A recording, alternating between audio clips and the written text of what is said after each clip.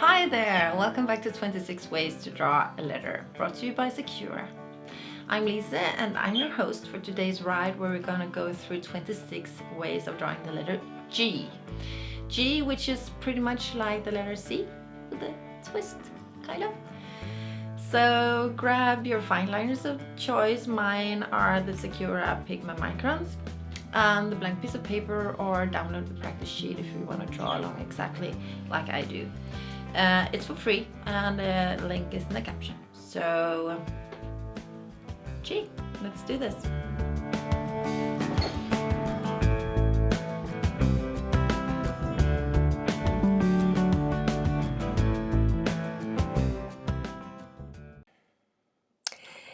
Yes, okay, the letter G. For this special occasion, I brought 3 of my best friends. It's the Pigma Micron 12, 10 and 8. Okay, starting out with size 10. Drawing this C with a twist kind of letter. Now the first thing that crossed my mind was paperclip.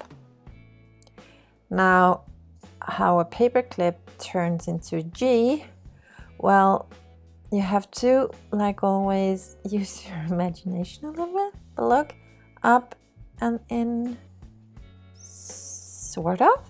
Could be a G, right?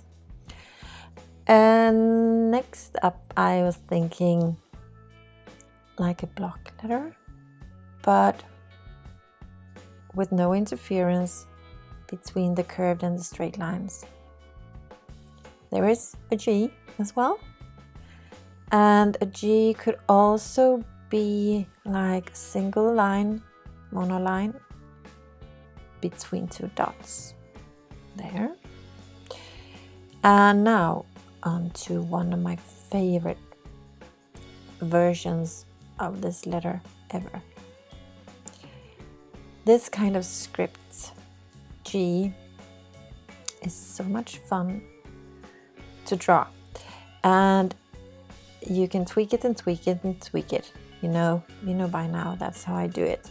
That's why we always have to fill these letters in with black, so you can't see all the different lines. Okay, switch to pen number 12 so that the filling will be a little quicker, because that is the biggest tip that exists out of all these Pigma Micron fine liners. So you have to fill the whole letter in, at least I do, before I can see if there is any more tweaking needed. Like, is there a balance? Is it too thin? Isn't it round enough? And so on. That's something that I can't see until it's filled in. Okay, next up with size 10 is a huge G. There. Nothing special about it really. I just love the part where it's almost like an O. And just a few millimeters apart. But anyways, I've already started the next one, and this is sort of like a C, block letter C, that is turned into a G with your goodwill and with a banner. Could be G, right? Now this one. Okay, you have to bear with me. You have to bear with me on every weird letter form that I'm creating in here. And I know that I'm asking a lot of you. But this weird shape in particular, you have to roll with me. Look, so this is, at least in my head, it's a like splash kind of G. Now, since you know it's a G, you can see that it's a G, right? tell me you can. Right. If you've just seen this weird shape out of context, you would never in your life had seen that it is a G. So our brain helps us a little bit. If it has the context, it sort of fills in the missing pieces.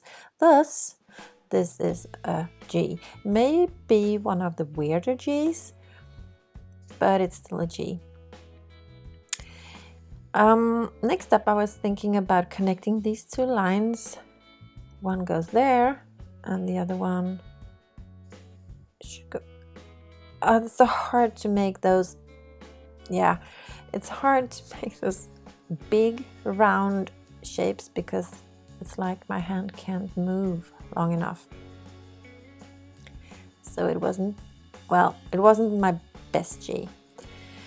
But still, I still move on to the next one with a happy heart. This is like a script kind of G, but much more, should we say, delicate and bigger than the black one above. Right.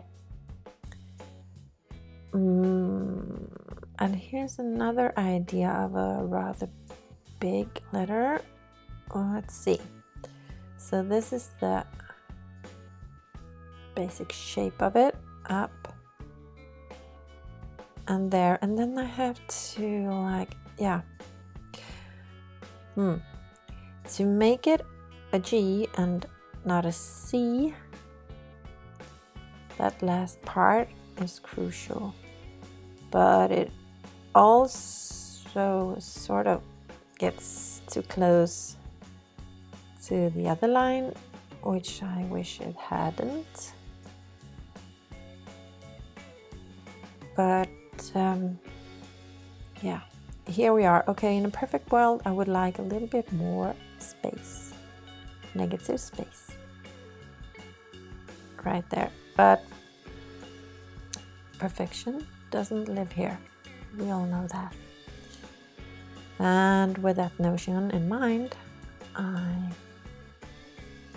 gladly move on to the next letter.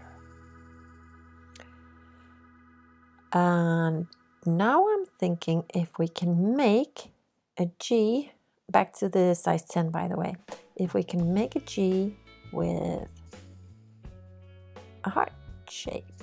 Let's see. Yep.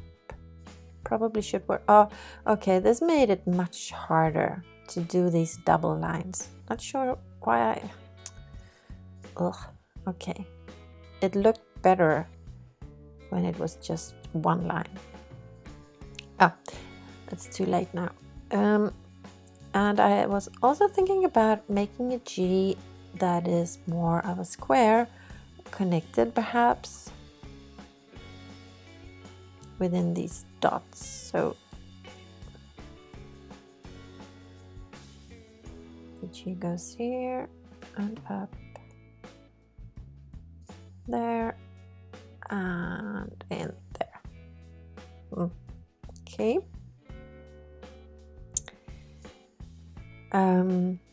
Okay, I'm not gonna do that splash weird looking G, but I am gonna make a clean ordinary G with some fun surroundings. So this time I am using a pattern to fill the negative space within and around the letter. I have to have sort of a clean and almost boring letter shape to do this, because otherwise it would drown in these weird patterns and your eyes would not be able to make like heads or tails of, or tell the difference between the pattern and the letter. It would simply be too messy. So when making these kind of pattern surrounded letters, whether the pattern is around or within the letter. I try to keep the shape of the letter, the basic shape, very, basic and clean, to avoid too much messiness.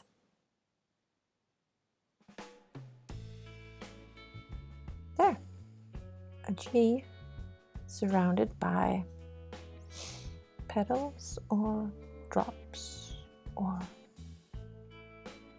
whatever you want it to be.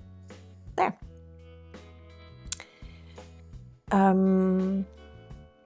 Once more, thinking about an ordinary block letter shape that could be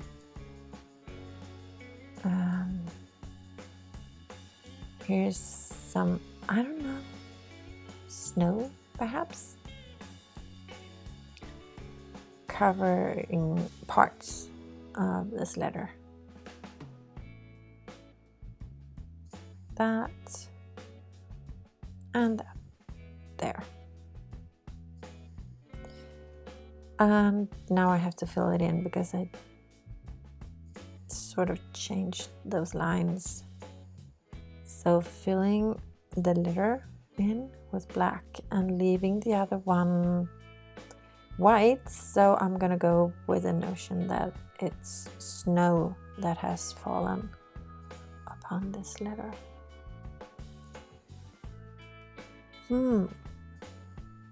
We don't have much space here, so this is one thin G with a huge head. Okay, thin, but with a huge head. And okay, so one of the things that I really like about G is that the uppercase G, the capital letter, can be drawn in two different versions, like this one or the more ordinary one. This is more of a script kind of shape. And okay, so I'm not filling it in,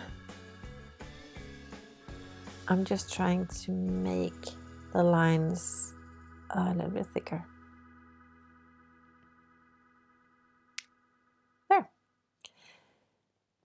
And speaking of what I talked about before, block letters and patterns, this is another way. So I'm just going to show you. This is what I meant before, that you could fill it in with a pattern, or you can leave the patterns outside the letter. And this one is filled with circles. And as I'm drawing this, I am realizing that I should perhaps trigger warned, because this one is probably disturbing to look at if you have trypophobia. I'm sorry about that. Did not mean my letters to look disturbing to anyone. So if you feel uncomfortable, just close your eyes. I promise I will tell you the minute this letter is done.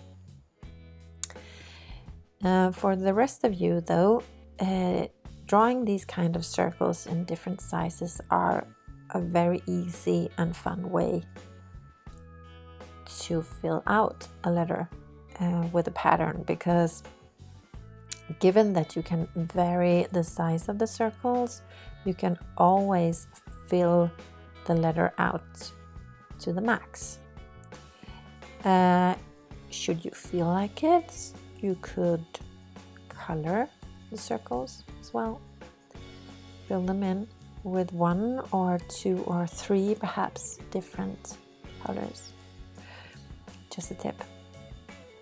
Okay, we're moving away from a trypophobic letter now, and this is what I wanted to, this is like, you remember the C I did that was almost like this, and this is almost the same, but it's a G because of that tiny difference there.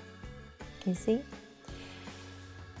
Drawing letters that are almost alike is a great exercise because it sort of forces you to think about what characterizes one letter versus the other. Like, what are the differences? How big or small can I make this or that without it turning into another letter? Those kind of reflections are very useful. So keep that in mind, whether you're drawing your own letters or looking at other people's letters. What are the characteristics and what would make this letter turn into another letter? Surprisingly often, it's in the details. It's the small things. Anyway, so I'm filling this shade in. This is a shade that is sort of connected to the letter. And this is not a shadow that falls on the ground from the letter, but this is a part of the letter, if you will, making it look like it's a 3D letter. So we call it shade. Not that it matters that much, but some of you might find that distinction relevant. And I am already thinking about the next one. Okay, so now I'm thinking the shape of an eye, or maybe even lips. Look, I'm thinking about an oval, like that. So it's sort of like someone smashed a G, made it very low but kind of broad. And here's a curly, no, it's not curly, it's more like, yeah, perhaps we can call it curly, or it's just something tangled, very tangled, like my son's hair he had when he was younger. It was curly and tangled. Okay,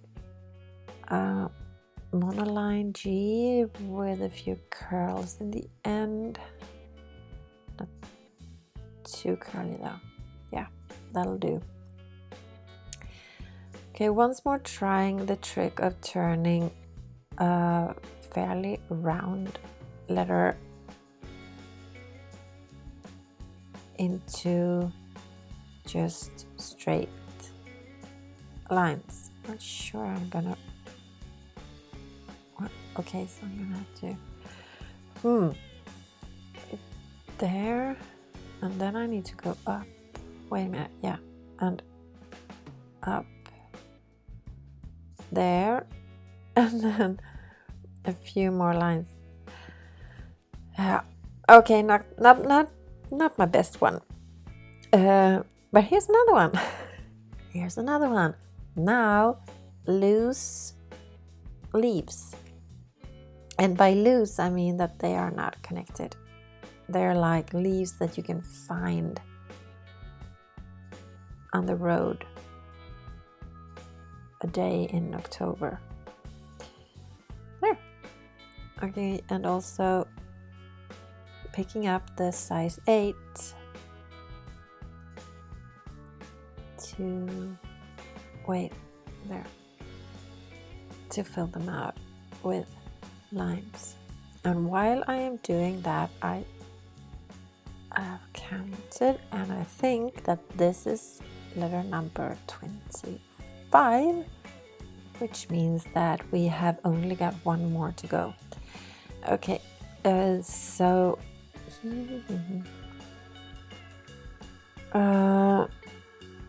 I would like to do one more take on, and now I'm back to the size 10, by the way. One more take on this curved line.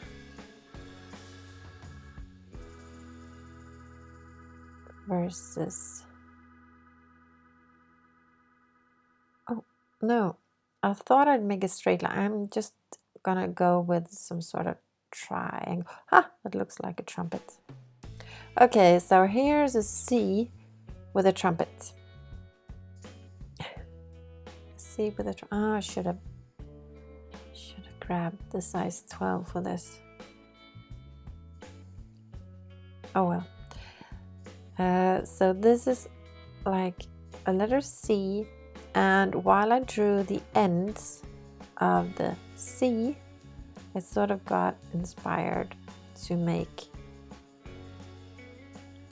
a triangle or a trumpet out of the last line that goes in the middle and turns this whole shebang into some sort of G. That's how I roll. I'm not thinking all the letters out beforehand. I am sort of going with the flow. Sometimes it's good. Sometimes the result is not so good. But hey, that's life. So just adding a little bit of a drop shadow that honestly got a little bit too close to the letter, but never mind that, because people, we have now completed 26 different ways to draw the letter G. Thank you so much for watching. See you next week.